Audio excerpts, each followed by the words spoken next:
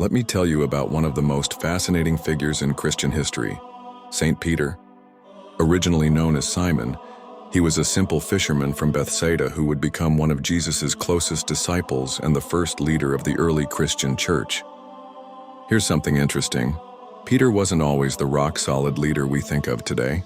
In fact, he famously denied knowing Jesus 3 times before the rooster crowed, just as Jesus had predicted.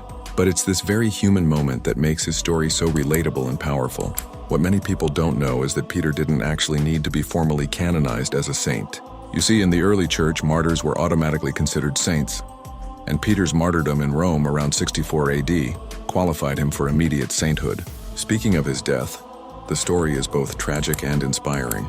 During Emperor Nero's persecution of Christians, Peter was sentenced to crucifixion. In a final act of humility, he requested to be crucified upside down, feeling unworthy to die in the same manner as Jesus.